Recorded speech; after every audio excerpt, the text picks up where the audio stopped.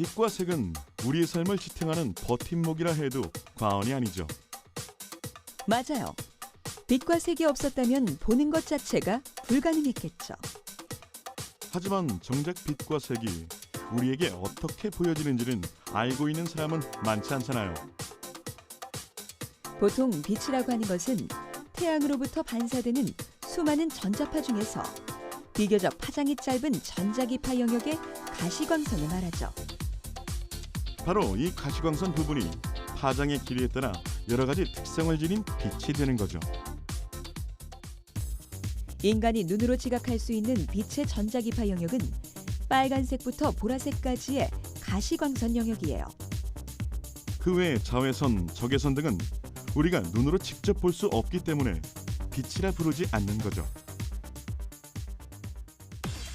이 빛에 어떤 색이 존재하는가를 최초로 관찰한 사람이 17세기 영국의 물리학자 뉴턴이에요.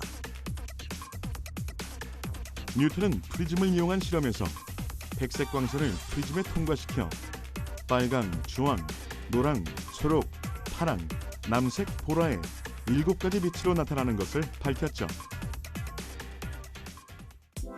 비 오고 난 뒤에 보이는 무지개도 이와 같은 원리로 만들어지는 거잖아요. 비가 내린 뒤 공기 속에는 수많은 작은 구형 물방울들이 방황하게 돼요. 이 작은 물방울들이 프리즘과 같은 역할을 해서 빛을 분산시켜 무지개가 형성되는 거죠. 그리고 이러한 빛이 없으면 색도 없죠. 색은 사물이 어떤 빛을 반사하고 흡수하느냐에 따라 다르게 나타나거든요. 어떤 물체가 모든 빛을 반사하면 그 물체는 흰색을 띠고 빨간 빛을 반사하면 빨간색을 띠게 된다는 거죠. 그렇죠. 반면에 모든 파장의 빛을 흡수하면 그 사물은 검은색으로 보이게 되는 거죠. 그렇다면 하늘은 왜 파란색인 거죠? 공기나 빛에는 분명 색이 없는데 어째서 파랗게 보이는 걸까요? 공기 중에는 산소, 질소 등의 많은 기체 분자가 존재하고 있는데 한낮의 맑은 상공에서는 태양으로부터 발산된 여러 색깔의 빛이 이 무수한 기체 분자들과 충돌하고 있는 거죠. 이들 기체 분자는 태양광과 상호작용하면서 짧은 파장의 파란 빛만 반사해서 흩어지게 하는데 이걸 산란 현상이라고 해요. 이로 인해 태양광의 여러 색깔 가운데 특히 파란색이 우리 눈에 많이 들어오기 때문에 하늘이 파랗게 보인다는 거네요. 이뿐만 아니라 구조색으로 특정한 색이 보여지기도 해요. 구조색이라고 하면 표면의 구조 조직에 따라서 컬러가 다르게 보이는 것을 말하죠.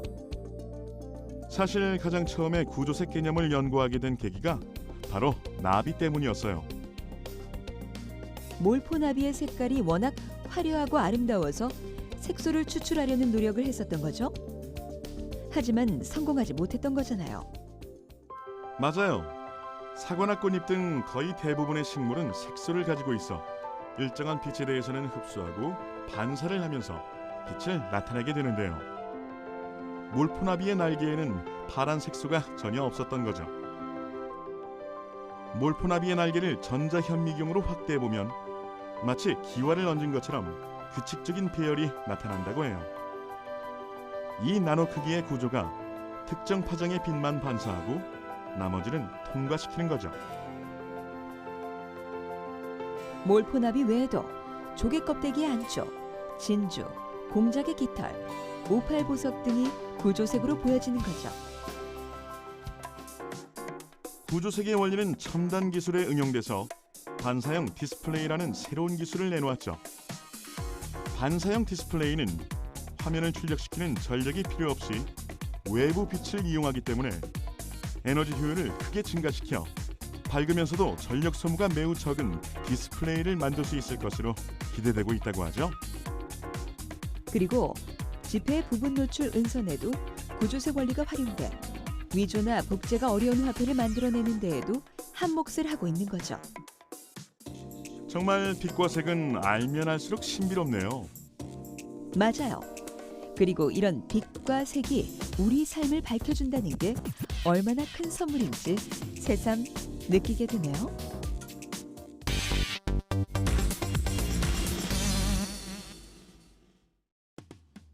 우리 주변을 둘러보면 특정한 색을 정해놓고 쓰는 곳이 있죠. 하필 왜 그 색일까라는 궁금증을 가져본 일은 한 번쯤 있지 않을까요? 맞아요. 보통 병원 수술실에서 초록색 수술복을 입잖아요. 왜 초록색을 입는 건지 혹시 알아요? 대부분의 수술에는 출혈이 불가피한데 만약 의사가 강한 조명 아래서 오랫동안 수술하면서 붉은 피를 계속해서 보고 있으면 빨간색을 감지하는 원추세포가 피로해진대요. 이때 하얀 가운을 입은 동료 의사나 간호사를 바라보면 빨간색과 보색인 초록색의 잔상이 남게 된다고 해요. 이 잔상은 의사의 시야를 혼동시켜 집중력을 떨어뜨릴 수 있기 때문에 잔상을 느끼지 못하도록 초록색 가운을 입는 거죠. 시장이나 마트에 진열된 야채에서도 재미있는 사실을 발견할 수 있어요. 채소나 과일을 망에 담아 팔 때 그 망의 색깔이 다르다는 거 알고 있어요? 배추는 비슷한 색깔인 초록색 망에, 귤은 붉은색 망에 담겨져 판매되잖아요. 색에 인접한 색들끼리 서로 영향을 받아 더욱 선명하게 보이는 현상에 동화 효과를 이용한 거 아닌가요? 배추라면 초록색 잎이 더 싱싱하게, 귤은 오렌지 빛이 한층 감돌아 더 맛있게 보이잖아요. 그리고 안전을 위해 피하는 것이 좋은 색도 있다고 해요. 한 연구 결과에 따르면 파란색 차가 전체 자동차 사고의 4분의 1인 25%를 차지해 가장 위험한 걸로 나타났대요. 파란색이 빛의 굴절이 커 실제 거리보다 멀리 있는 것처럼 느껴지기 때문인 거잖아요. 같은 차종이라도 빨강과 파랑 두 대가 앞에서 나란히 달려올 경우 파란색 차가 빨간색 차보다 멀리 있는 것처럼 보이는 거죠. 반면 노란색은 빛의 굴절이 거의 없어 사고가 가장 적은 것으로 나타났다고 해요.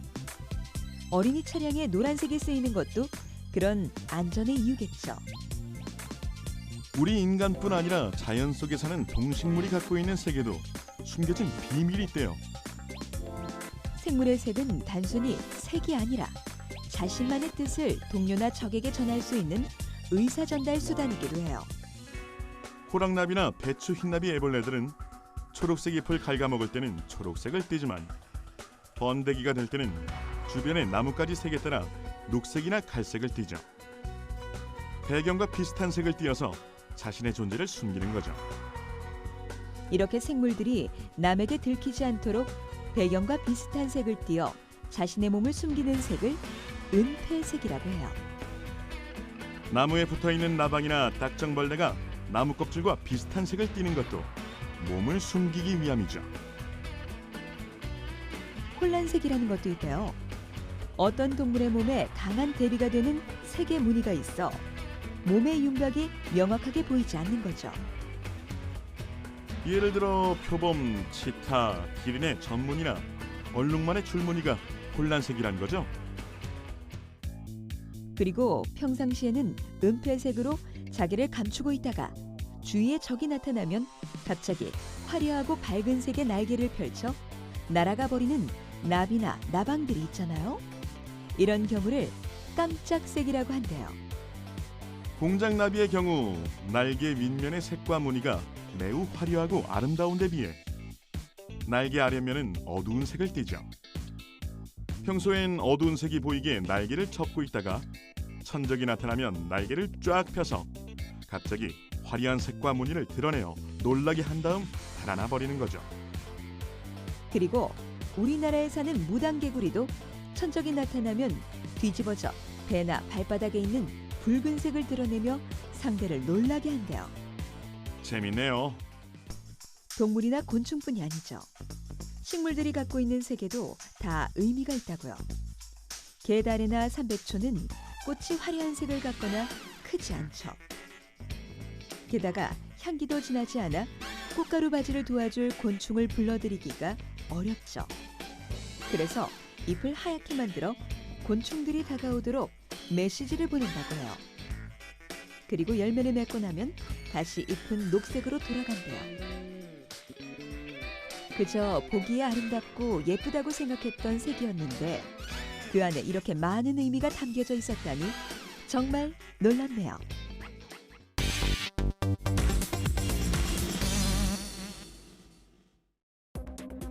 빛을 공급하는 조명이 보급되면서 인간의 삶은 획기적으로 바뀌었죠. 초창기만 해도 조명은 어둠을 밝히는 단순한 도구일 뿐이었는데 지금에 와서 조명은 우리의 실생활에 깊게 파고든 필수품이 됐죠. 그 쓰임새도 다양해졌고요. 맞아요. 빛을 밝히는 순수한 조명에서 벗어나 인테리어, 의료, 바이오 산업용 등으로 빠르게 확대되고 있죠. 식물을 재배할 때 빛은 필수 조건이잖아요. 최근엔 식용꽃을 키우는 스마트 온실에서 자연광 대신 백색과 청색 LED를 사용한 혼합광을 사용한다고 해요.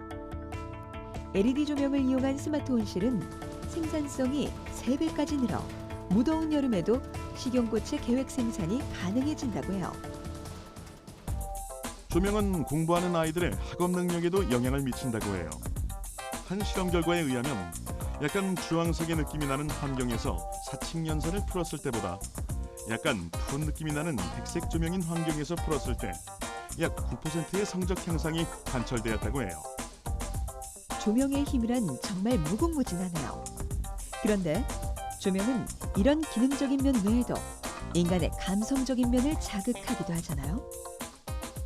인공 조명으로 해서 그 어떤 공장의 생산성을 증가시키다든지 뭐 인간의 효율을 극대화시키기 위해서는 이제 그렇게 하겠죠. 근데 그거 외에 또 조명의 연출로 인해서 사람들이 와서 즐길 수도 있어야 되니까 굉장히 감성적인 측면도 저희가 또 건드려줘야 돼요. 그래서 그런 어떤 아날로그적인 측면을 위해서는 굉장히 스토리텔링이라든지 컨셉이라든지 그다음에 나도 이 공간이 좋아야 되잖아요. 그래서 어떻게 하면 사람들이 이 공간을 사랑할 수 있는 공간이 되고 사람들에게 좋은 추억을 남길 것이냐라는 이제 2가지 측면을 만족해야 되니까. 남산 서울타워도 다양한 조명색으로 서울을 찾는 이들에게 도시에 대한 추억을 선물해주죠. 그런데 그거 알아요? 매일 바뀌는 조명 색깔에 비밀이 있다는 거. 서울의 미세먼지 농도가 보통인 날에는 파란색을, 나쁜 날에는 연두색 또는 붉은색 옷을 입는다고 해요. 우리의 옛것도 조명 하나로 새로움을 가질 수 있다는 본보기를 보여주기도 하죠. 조명 켜진 수원성 성곽길을 걷는 기분, 과거와 현재를 넘나드는 느낌이랄까? 만약 현재 생활에 조명이 없었더라면 우리는 어땠을지 상상도 못하겠어요.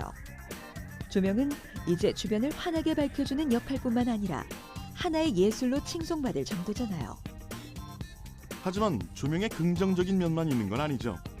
인공 조명을 포함하여 모든 빛은 과도하게 노출되면 건강에 문제가 될 수 있다고 해요. 맞아요.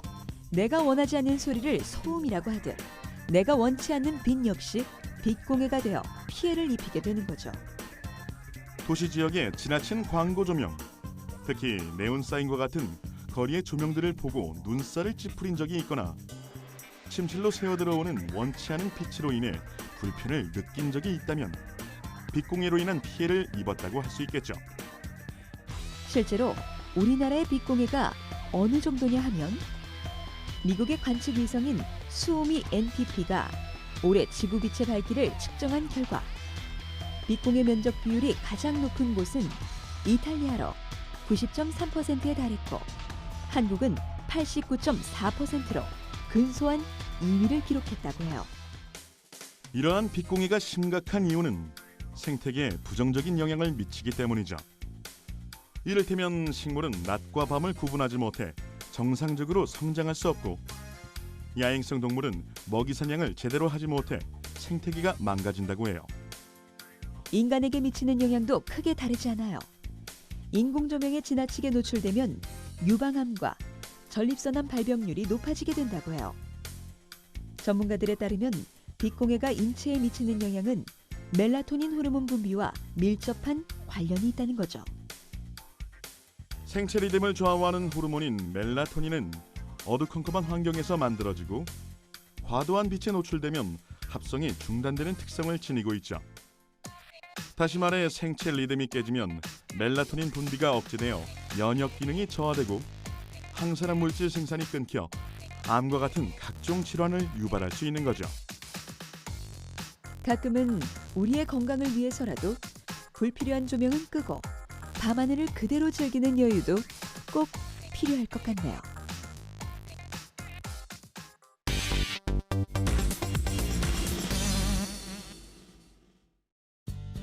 그거 알아요?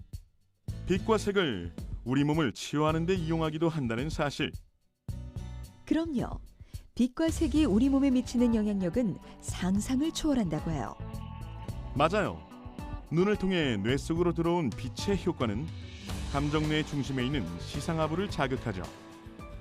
시상하부는 식욕, 수면, 체온, 신진대사, 기분과 활동에 중요한 역할을 담당하는 만큼 빛의 영향력이 크죠. 빛의 파장에 의해 나타내는 색 또한 시신경을 통해 우리의 뇌로 전달되고 뇌의 중추신경계에서 일어나는 수천억 개의 세포들의 끊임없는 미세한 정보 교류를 통해 우리는 색을 통한 자극을 받게 된다고 해요. 이러한 빛과 색의 힘을 이용해 정신적인 힐링을 얻고자 하는 이들이 늘고 있다고 해요.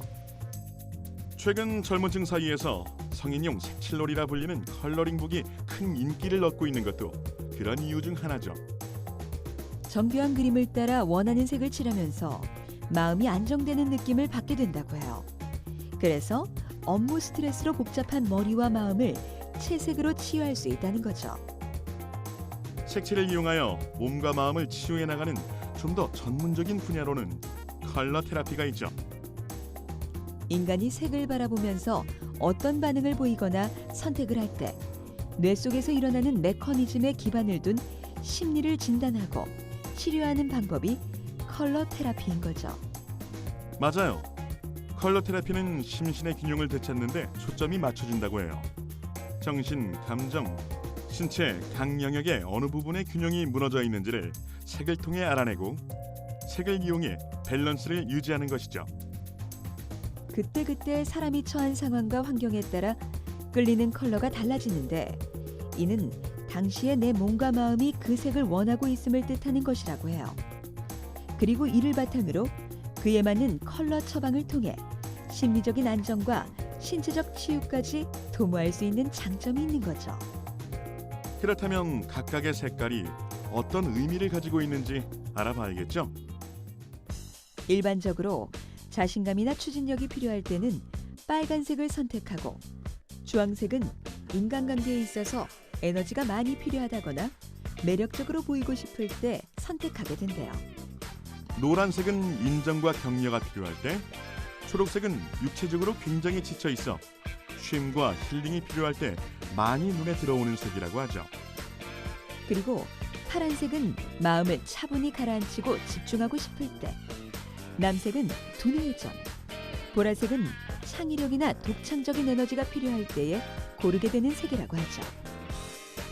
그렇다면 이 7가지 색깔 중 현대인들이 많이 선택하는 색깔이 뭐죠? 요즘에는 남색깔을 고르시는 분들이 의외로 많아요. 수면을 취하려고 해도 계속해서 하루 일과에 일어났던 일들에 대해서 계속 생각을 하고 고민을 하게 되다 보면 사람이 잠을 잘 수가 없거든요. 그래서 남색을 많이 또 요즘에 선호하시고 내 마음 또 내 이야기를 들어줄 수 있는 정말 믿을 수 있는 그런 사람이 필요한데 그러한 뭔가 사람과의 관계 속에서 군중 속의 외로움이라고 하죠. 그 안에 있으면서도 늘 외로워하기 때문에 이런 주황 색깔도 많이 선호하세요. 컬러 테라피를 통해 자신에게 필요한 색을 확인한 후 특정 색의 빛을 쬐며 부족한 에너지 밸런스를 맞춰주는 라이트 테라피도 건강한 몸을 만드는 데 한몫한다고 해요. 빛은 신체적인 작용뿐만 아니라 정신적 건강에도 중요한 역할을 해요. 대표적으로 멜라토닌과 세로토닌 분비에 영향을 주죠. 낮 동안의 빛은 야간의 멜라토닌 분비를 상승시켜 숙면을 도와주며 항산화 작용에 도움을 준다고 해요. 또한 밝은 빛은 기분을 조절하며 밝게 만드는 뇌 세로토닌 활성도를 높여주므로 우울증을 치료하는 효과가 있다고 해요. 색과 빛은 마치 마법처럼 일상으로 파고들어 우리의 몸과 마음에 다양한 영향을 미치고 있네요. 이런 색과 빛의 힘을 이해하고 자유자재로 활용할 수 있다면 우리의 삶은 7빛깔 무지개처럼 보다 풍요로워지고 아름다워지지 않을까요?